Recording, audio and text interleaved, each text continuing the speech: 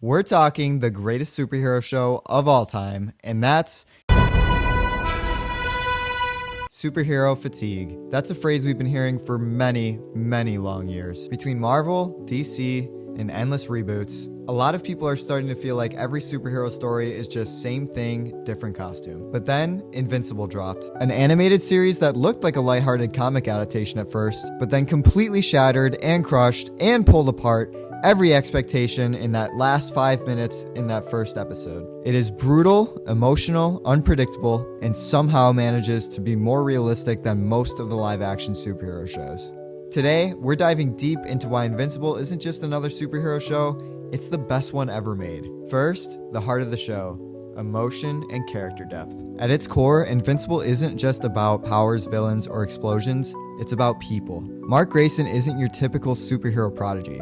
He's a high school kid struggling with normal problems. Crushes, confidence, figuring out his place in the world. Then one day, his powers kick in, and everything he thought he wanted suddenly becomes terrifyingly real. That's what makes Invincible stand out. It doesn't glorify being a superhero. It deconstructs it. We see the emotional cost, the trauma, and the guilt that he suffers. Mark constantly questions if he's good enough, if he's doing the right thing, or if he's doomed to repeat his father's mistakes. And spoiler alert, if you haven't seen it yet, Omni-Man, he's not just a villain, he's a philosophical challenge. Omni-Man represents everything terrifying about perfection and control. He's the embodiment of what happens when power exists without empathy. I mean, look at the season 1 finale. And that emotional core makes every punch and every death mean something. It's not just a fight between heroes and villains, it's a fight for who we truly want to be. Next reason, storytelling and stakes. One of Invincible's biggest strengths is how it plays with structure and tone. The first episode lulls you into comfort. You think, oh, okay, just another classic coming-of-age superhero story. Then, Omni-Man massacres the entire Guardians of the Globe. That single sequence changes everything. Not only does it rewire how you see the show, but it also establishes a role most superhero shows don't have.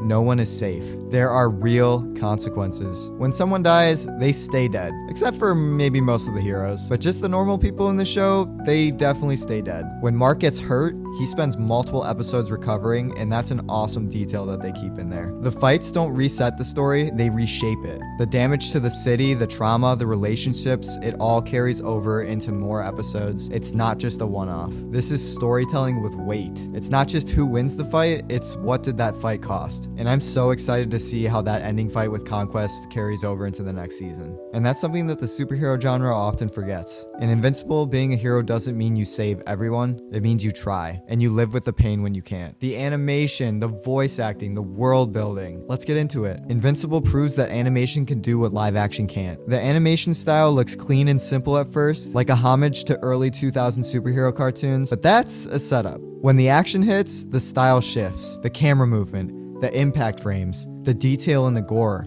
It's cinematic! There's a reason this show feels more intense than most blockbuster superhero movies. The animation isn't limited by budget, CGI, or stunt doubles. They can go all in. You can feel every hit. When Mark gets punched through a building, you feel the destruction, the helplessness. It's not flashy, it's visceral. Then you've got voice acting, which might be some of the best ever in animation. This is an all-star cast. Steven Yeun gives Mark a real vulnerability. He doesn't sound like a hero. He sounds like a kid that's in over his head. And J.K. Simmons as Omni-Man, pure mastery. He brings this calm, almost loving tone in a weird way, even when he's saying the most horrifying things. It's chilling because he believes he's right. Their performances turn the characters into real people. You don't see drawings, you see a father and a son tearing each other apart. It's messed up, but also really cool. And the world they live in is rich with texture. The Global Defense Agency, the Mauler twins, the Flaxons, robots' ethical dilemmas. It's a massive world that never feels bloated. Everything connects logically, and it's all pieces in a much bigger universe waiting to unfold. So why does Invincible matter? Why does it hit so hard compared to everything else? Because it dares to ask questions most superhero stories avoid. What if your father, your hero,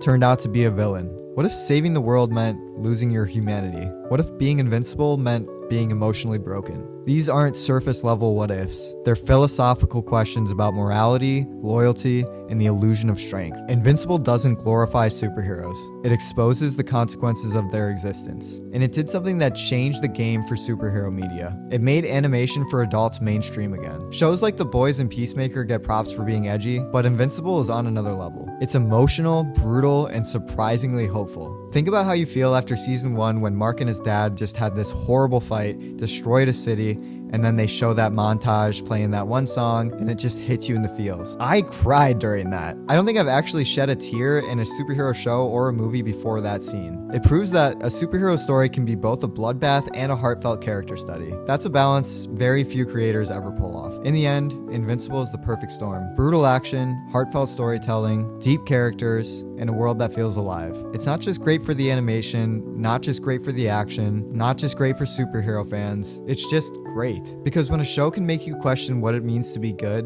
what it means to be human, and still make you cheer when the hero stands back up, that's more than entertainment.